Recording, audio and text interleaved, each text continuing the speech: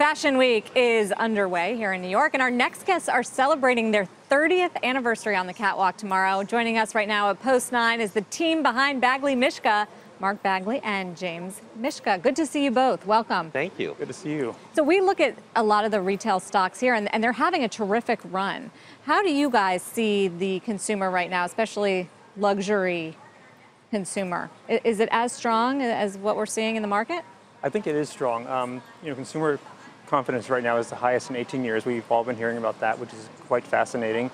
And we're finding that it's really translating into retail sales for us. We came off our best year ever this year, which is kind of amazing after 30 years in the business, which is a lifetime. I think we all worked twice as hard to do those numbers and to get where we are today, but it's still happening. If you have the right product, the right price, the consumer is so sophisticated and savvy now that you really have to be on your game, but she's out there. Do you guys still have a lot of exposure to department stores? We do, a lot. So I wonder how much your business ebbs and flows with how the department stores are doing. They were doing terribly last year and have sort of come back.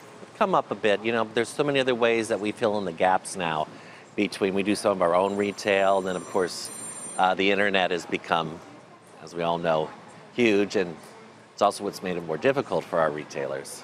The internet's huge, Amazon's huge, and I'm always wondering, they appear to be building an apparel business with private label and then working with other brands. J. Crew is the latest this week that is sort of resisted the push to sell on Amazon and now is going to go directly. Wonder how you guys see Amazon changing the apparel market and whether they really have any kind of stake in luxury right now. I think luxury to us, it's still a little bit far-fetched. On Amazon? On Amazon, yeah. James, you seem surprised at how strong things are. It's not that I'm surprised. I'm happily surprised because, it's obviously it bodes well for our business, but it was a little uncertain last year. Like you were saying, last year was a very difficult year at retail. This year's much, much better. So that's become really important. But do you worry about the distribution chain that you're still using and the idea that, well, we're having a good year this year, but ultimately the demise of the mall is probably a real thing? Department stores seem to be disadvantaged versus e-commerce? We are worried about that. We try to work with our retailers really closely to try to give them a competitive advantage as well by giving them differentiated product.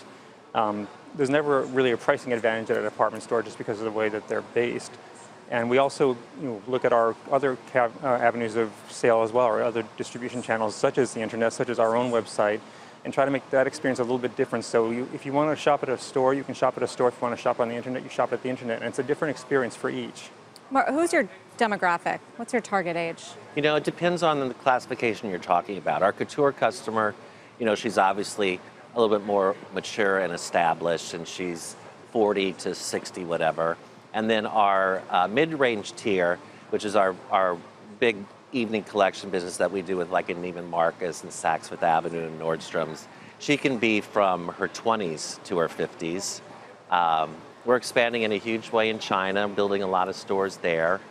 And we're always looking for categories of expansion that make sense to our brand. We're launching a fragrance tomorrow night for our 30th year anniversary. And we have an enormous shoe business that's international. So a designer today just finds ways to make it happen and make it work.